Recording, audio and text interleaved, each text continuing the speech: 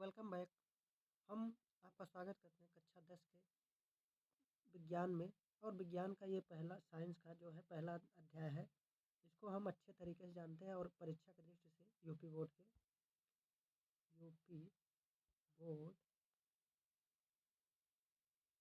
Board के हिसाब से बहुत ज़्यादा इम्पोर्टेंट है। और आपको यह चैप्टर आपको रिवाइज कराने के लिए है कि आप कितना जल्दी अपने विज्ञान के इस चैप्टर को रिवाइज कर सकते हैं। तो उसका हम एक वीडियो ला रहे हैं, इसको बना रहे हैं, आप बताइएगा कैसा लगा। तो जो ये प्रश्न ये क्या है, रासायनिक अभिक्रियाएं एवं समीकरण, ये पहला अध्याय है कक्षा 10 के। तो इसमें क्या है, सबसे पहले टॉपिक जो आता है रासायनिक अभिक्रिया। रासायनिक अभिक्रिया रासायनिक अभिक्रिया क्या होती है? ऐसे परिवर्तन जिसमें नए गुण वाले पदार्थों का निर्माण होता है। जैसे जब हम नए गुणों को, जैसे चाय और चीनी को मिलाते हैं और पानी में, तो वो एक चाय बन जाती है। चाय पत्ती को डालते हैं और चीनी और पानी मिलाते हैं तो चाय बन जाती है। तो उससे हम नया पदार्थ बन जाता है। यानी दो पदार्थों को मिलाकर जो नया पदार्थ बनता है उसे हम रासायनिक अभिक्रिया कहते हैं। ऐसे पदार्थ जो किसी रासायनिक अभिक्रिया में हिस्सा लेते हैं उन्हें अभिकारक कहते हैं। यानी अभिकारक उसे कहते हैं जो जो पदार्थ मिलते हैं, जो जो रहते हैं उन उसको हम अभिकारक कहते हैं। ऐसे पदार्थ ऐसे पदार्थ जिनका निर्माण रासायनिक अभिक्रिया में होता है उन्हें उत्पाद कहते हैं। यानी जब दो पदार्थ मिलते हैं और बनते हैं तो उसको हम क्या कहते हैं उत्पाद। जैसे हम आलू मटर गोभी मिलाते हैं तो ये अभिकारक हो गए। जो मिल रहे हैं आलू मटर गोभी, ये अभिकारक। जो मिलकर बन रहा है सब्जी, उसको हम उत्पाद कहेंगे, यानी प्रोडक्ट। उदाहरण के लिए उदाहरण जैसे है भोजन का पाचन, श्वसन, लोहे पर जंग लगना, मैग्नीशियम फीते का जलना, दही का बनना। जैसे भोजन का पाचन, यानी जब हम खाना खाते हैं तो जो खाते हैं तो वो क्रिया करके अच्छे से पचा देता है तो वो हमको डाइजेस्ट हो जाए तो वो हमारा भोजन पाचन। और ये श्वसन क्या होता है, जब हम सांस लेते हैं निकालते हैं वो हमारा श्वसन होगा। और लोहे के जंग लगना, जब हम लोहे को बाहर रख देते हैं, धूप और गर्मी और बरसात पड़ता है तो वो जंग लगने लगते हैं लाल लाल। मैग्नीशियम फीते का जलना ये भी है। दही का बनना, जब दूध में दही मिला देते हैं थोड़ा सा तो वो खट्टापन मिला देते हैं तो वो दही बन जाता है। रासायनिक अभिक्रिया का प्रेक्षण, अवस्था में परिवर्तन होता है, रंग में भी परिवर्तन होता है, तापमान में भी परिवर्तन होता है और गैस उत्सर्जन होता है। जब अभिक्रियाएं होती हैं तो वहाँ पर क्या क्या होता है, उसकी अवस्था बदल जाती है, रंग भी बदल जाता है और तापमान भी परिवर्तन हो जाता है और गैस भी निकलती है कुछ। जैसे हम चूने को जब पानी में मिलाते हैं तो गैस निकलती है, भाप निकलता है, तो वही है।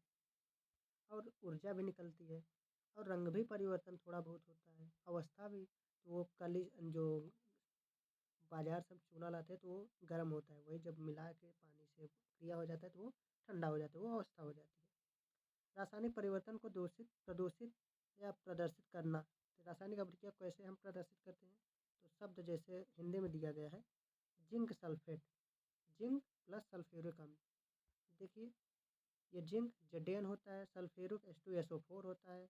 ये लेफ्ट हैंड साइड यानी अभिकारक होता है। जो लेफ्ट हैंड साइड होता है वो अभिकारक, और जो राइट हैंड साइड होता है उसको हम उत्पाद कहते हैं। अब देखिए क्या बन रहा है जिंक से H2SO4 में SO4 ले लिया जिंक के साथ में और हाइड्रोजन निकाल दिया, तो जिंक सल्फेट और हाइड्रोजन बन गया, ये उत्पाद हो गया। तो यही इधर बताया है, जेड है H2SO4 सल्फ्यूरिक अम्ल, ZnSO4 हो गया, ये H2 निकल गया गैस के रूप में। यही होता है जब मिलते हैं दो लोग तो ये दो लोग इधर इधर एक उत्पाद बनता है नया पदार्थ। रासायनिक अभिक्रियाएं एवं समीकरण क्या होती है, तो आइए जानते हैं।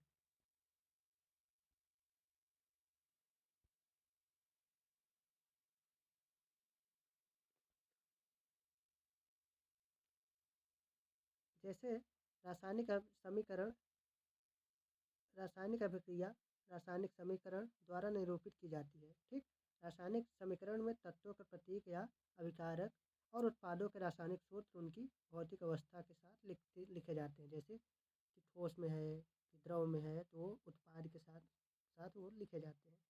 ठीक, रासायनिक अभिक्रिया में आवश्यक परिस्थितियाँ जैसे ताप, दाब, उत्प्रेरक आदि को तीर के निशान के ऊपर या नीचे दर्शाया जाता है। ठीक, ये जैसे उत्प्रेरक क्या होता है, जैसे यहाँ होता है या फिर बना देते हैं जिसे हम ये इधर अभिकारक होगा, इधर उत्पाद होगा यानी फ्री। अब कहा है रासायनिक अभिक्रिया को संतुलित करना द्रव्यमान संरक्षण का नियम है। किसी भी रासायनिक अभिक्रिया में द्रव्यमान का न तो निर्माण होता है न ही विनाश होता है। यानी जब भी अभिक्रिया होती है तो उसमें द्रव्यमान का कोई विनाश नहीं होता, तो वो हमेशा इधर भी समान रहेगा और इधर भी समान रहेगा, इधर इधर दोनों तरफ।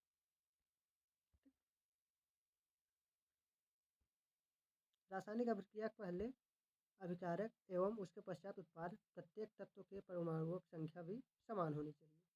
और जैसे एक कारक इधर लिए 1 किलो तो इधर भी 1 किलो बराबर होना चाहिए, ना कि 2 किलो इधर हो जाए और उधर 1 किलो, ये बराबर कर देना है। चरणबद्ध संतुलित करें। Hit and trial method. देखिए रासायनिक, जैसे पहला है रासायनिक समीकरण लिखकर प्रत्येक सूत्र के चारों ओर बॉक्स बना लीजिए। ठीक, देखिए जैसे Fe है, ये H2O है, ये Fe2O3 है, ये H2 है, तो ये हो गया। अब संतुलित कैसे करते हैं तो आइए जानते हैं। बॉक्स के कुछ अंदर परिवर्तन जैसे हम करते हैं, अभिकारक के परमाणुओं के जैसे लेफ्ट हैंड साइड है, ये राइट हैंड साइड है, तो हाइड्रोजन, अब देखिए यहाँ पर Fe1 है, यहाँ पर ये 3 है, यहाँ पर हाइड्रोजन 2 है, यहाँ पर 2 है, यहाँ पर 1 है, तो ये यहाँ पर 4 है। ठीक, अब देखिए हम इसको कैसे करेंगे। सबसे महत्वपूर्ण अधिक परमाणु वाले तत्वों को अभिकारक तथा उत्पाद की साइड उचित गुणांक में लगाते हैं। Fe देखिए प्लस 4H2O, Fe3O4 H2। देखिए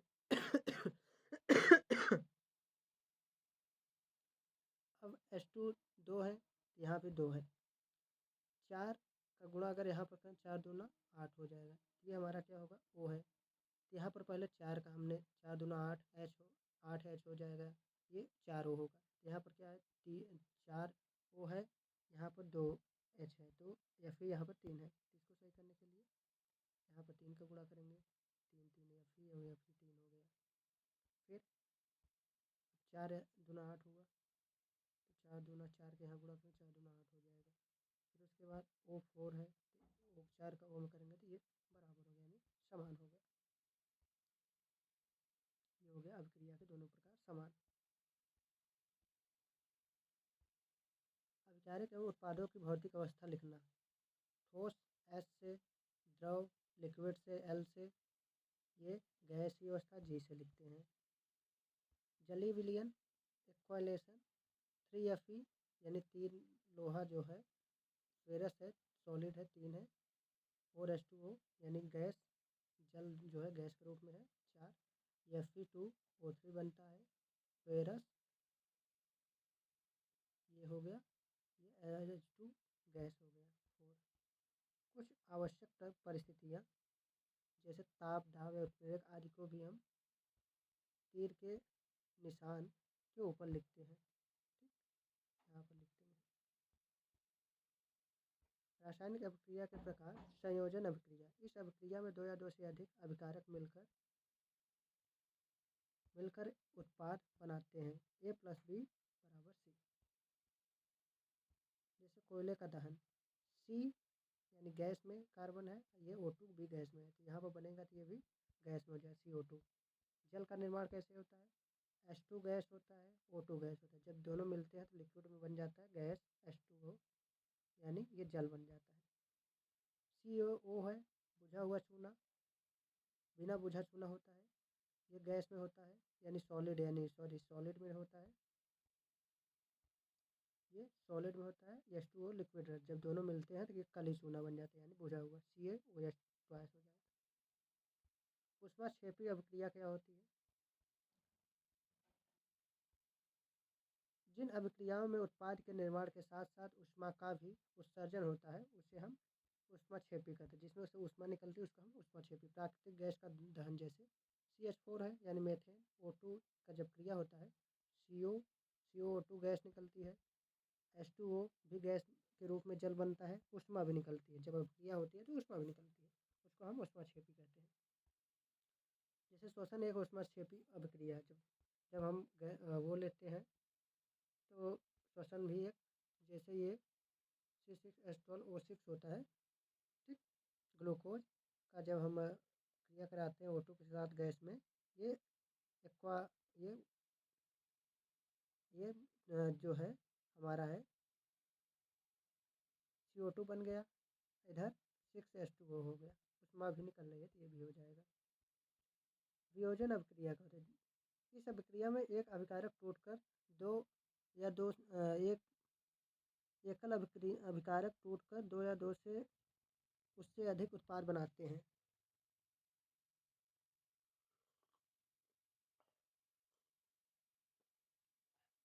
जैसे ये टूटेगा, जैसे ये टूटेगा तो दो टुकड़ों में टूट जाएगा, तो ये है वियोजन अभिक्रियाएं होती है। इसमें ऊष्मीय वियोजन, ठीक। अब फेरस सल्फेट है तो इसको जब तोड़ेंगे तो FeO3 में हो जाएगा और SO2 में आएगा, SO3 में आएगा, ये 3 में टूट गया। अब CaCO3 है, कैल्शियम कार्बोनेट, चूना पत्थर है तो CaO में हो जाएगा, बिना बुझा हुआ ये CO2 गैस निकल जाएगी। वैद्युत वियोजन क्या होता है? वैद्युत धारा द्वारा प्रवाहित होने पर ये टूट जाते हैं। जैसे जब जल में विद्युत धारा प्रवाहित की जाती है तो H2 गैस अलग हो जाती है, O2 अलग हो जाती है। ये है उसका थोड़ा चित्र है, ये ऐसे होता है। जब यहाँ पर बैटरी लगाते हैं, ये स्विच है, ये नोड है, ये कैथोड है।